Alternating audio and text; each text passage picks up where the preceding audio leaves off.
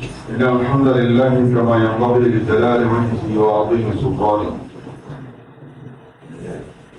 قال الله تعالى: واعتصموا بحبل الله جميعا ولا تفرقوا. وقال رسول الله صلى الله عليه وسلم: ألا وكلكم راع وكلكم مسؤول عن رعيته. وقال تعالى: إن الصلاة تنهى عن الفحشاء والمنكر। ওলামা ও মসজিদ মিশন আয়োজিত আজকের এই অনুষ্ঠানের সভাপতি আমাদের হাটাজারির প্রিয় সন্তান বিশিষ্ট শিক্ষাবিদ জনাব মৌলানা মুসা আনসারী সাহেব মদ্দাসিল্লহুম সহ ইসলামী বাংলাদেশের সভাপতি সহসভাপতি সহ বিভিন্ন স্তরের নেতৃবৃন্দ, বিশেষ করে আইম্মা এবং ওলামায়ে হাটাজারি, আসসালামু আলাইকুম ওয়া রাহমাতুল্লাহি ওয়া বারাকাতুহু। এখানে অত্যন্ত সারগর্ব এবং গুরুত্বপূর্ণ মুখ্য আলোচনা আমার ডিপার্টমেন্টের স্যার ডক্টর আকম আব্দুল কাদের সাহেব মদ্দাসিল্লহুম আপনাদের কাছে পরিতৃপ্ত করেছেন সংক্ষিপ্ত সময় হলেও। আমি এখানে আর বিশেষ কোনো আলোচনা করব না।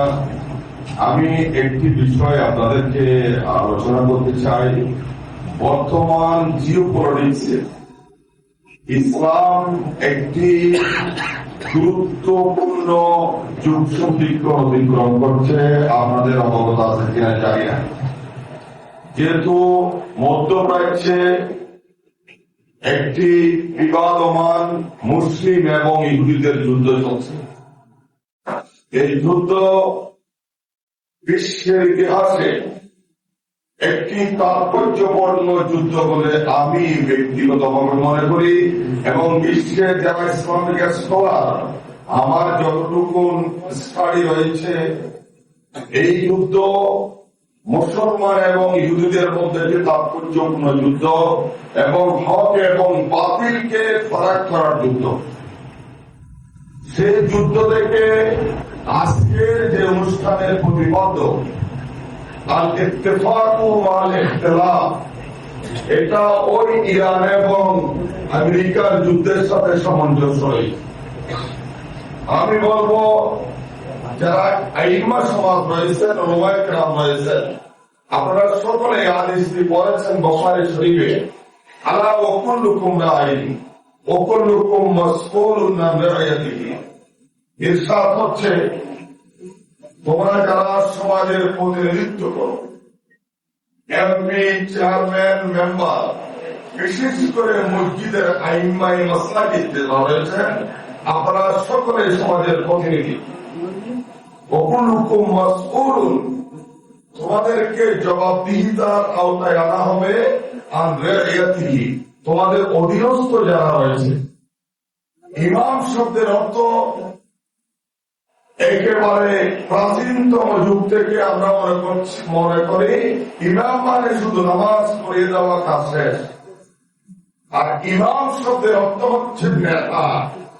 নেতা শব্দের গতানুগতিক অর্থ হচ্ছে প্রতিনিধি। যখন আমরা মসজিদে কোন রাষ্ট্রপ্রধান প্রধানমন্ত্রী যাবেন, ওই রাষ্ট্রপ্রধান প্রধানমন্ত্রী আর এর দোকানের মতো কি আমাদের ইমামত করতে পারবেন?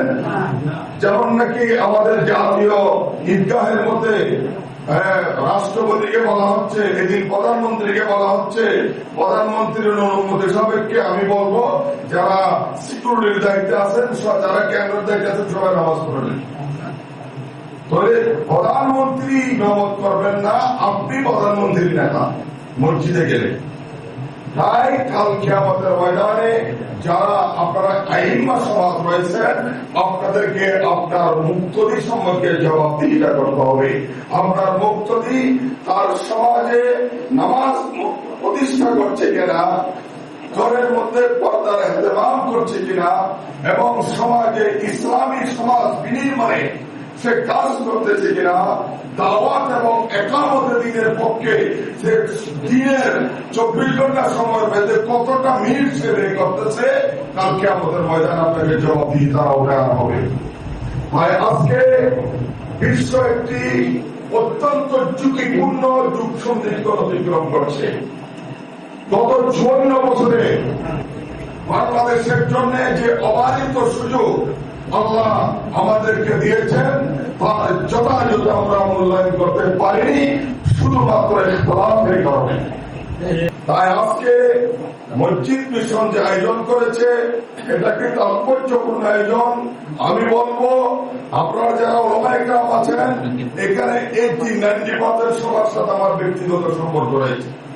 আপনাদেরকে বললাম সমাজ যদি আমরা আবার ঐক্যবদ্ধ হই তাহলে বাংলাদেশে একটি আদর্শ সমাজ বিনির্মাণের জন্য পথ অবারিত হবে। তাই আজকে এই সংক্ষিপ্ত পরিসরে আমি আমার ওলামায়ে কেরামকে বিনয়ের সাথে আহ্বান জানাবো। আমাদের ভাই ভাই ইখতিলাফ আছে, স্বামী স্ত্রীর মধ্যে ইখতিলাফ আছে, উস্তাদ ছাত্রীদের মধ্যে ইখতিলাফ আছে, কিন্তু দিনের শেষে আমরা সবাই এক ছাতা নিচে বাস করতে পারি। আজকে তার ইসলামের সাথে কোরআনের সাথে একামত দিনের সাথে আমাদেরকে সবাইকে ঐক্যবদ্ধ প্রয়াসের মাধ্যমে এগিয়ে যেতে হবে।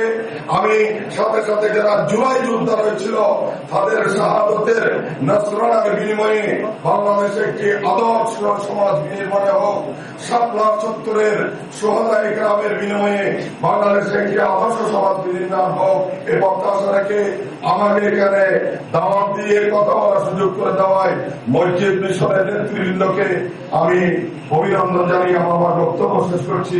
ওমা তাওফীক ইল্লা বিল্লাহ।